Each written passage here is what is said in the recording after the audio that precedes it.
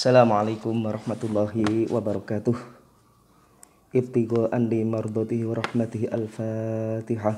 A'udzu billahi minasyaitonir rajim. Bismillahirrahmanirrahim. Alhamdulillahi rabbil alamin arrahmanir rahim maliki yaumiddin. Iyyaka na'budu wa nasta'inu shiratal mustaqim shiratal ladzina an'amta 'alaihim ghairil maghdubi 'alaihim waladdallin. Amin. Alhamdulillah, pada kesempatan kali ini kita membahas materi yang keempat, yaitu tentang hadis yang berhubungan dengan etos kerja seorang muslim. A'udzubillahi minasyaitonirrajim. Bismillahirrahmanirrahim.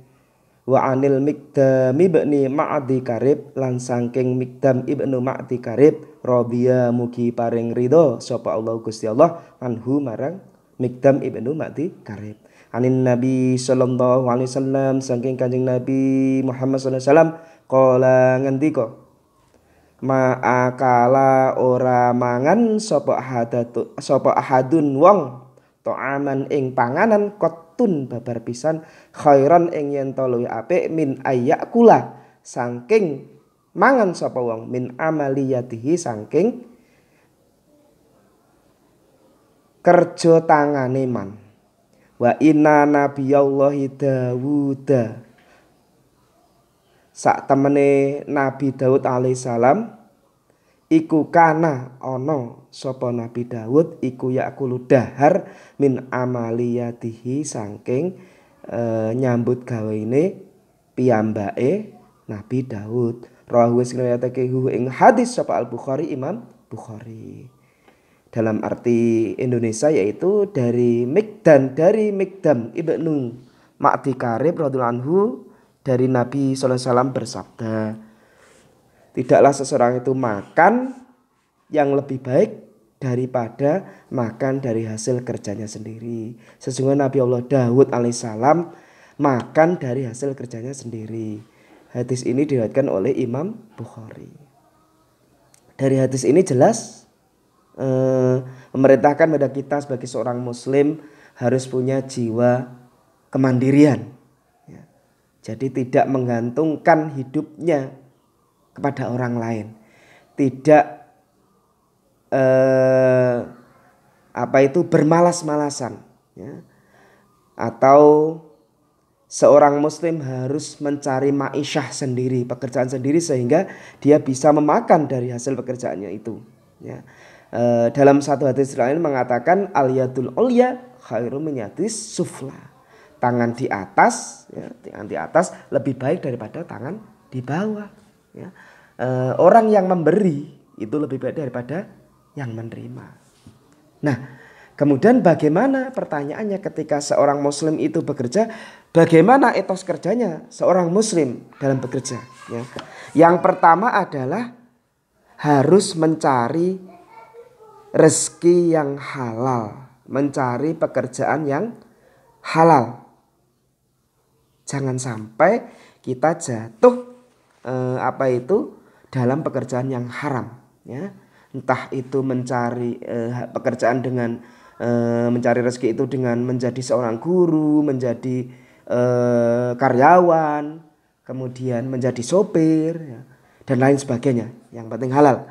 Jangan sampai kita itu mencari rezeki dengan jalan yang tidak benar, misalnya dengan mencuri, dengan korupsi, ya. Itu karena apa? Ini nanti hasilnya akan kita makan, dan sebagai seorang suami, sebagai kepala rumah tangga akan memberi nafkah kepada istri dan anak-anaknya. Bagaimana kita itu misalnya menafkahi anak kita dengan rezeki yang haram? Akan kita jadikan apa anak kita? Ya. Kemudian etos kerja yang kedua adalah harus bekerja keras. Jangan malas-malesan. Ya. Bekerja dengan keras, jangan malas-malesan. Ada satu hadis yang walaupun ini dhaif, ya, bagus sekali kita teladani. I'mal lidunyaka ka'annaka ta'ishu abadan. Bekerjalah untuk duniamu seakan-akan kamu itu hidup selamanya. Wa'mal li akhiratika ka'annaka tamutu ghadan. Dan beramalah untuk akhiratmu seakan-akan kamu itu mati besok. Nah ini, jadi kalau kita bekerja itu punya semangat yang tinggi, semangat untuk kerja keras, ya. Karena Kita seakan-akan hidup pengen 1000 tahun lagi, selama-lamanya bahkan. Ya. Terus etos kerja yang ketiga adalah disiplin. Ya. Disiplin. Tepat waktu. Ya. Jangan molor, jangan menunda-nunda pekerjaan, jangan lambat. Ya. Kalau kita sebagai big boss, sebagai direktur ya tentunya kita menjadi teladan bagi anak buah. Kalau kita sebagai karyawan maka bos kita, direktur kita akan mengamati, mengawasi bagaimana kinerja kita. Ya.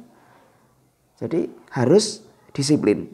Yang terakhir adalah diantaranya setelah kita itu berusaha mencari yang halal, kerja keras, disiplin, tidak kalah pentingnya adalah dengan berdoa dan tawakal kepada Allah. Ya, jadi namanya tawakal itu sudah kerja keras, kemudian diiringi doa dan memasrahkan semuanya kepada Allah. Karena rezeki itu sudah diatur oleh Allah. Seberapa rezeki kita itu sudah ada ketentuannya sudah diatur oleh Allah. Ya.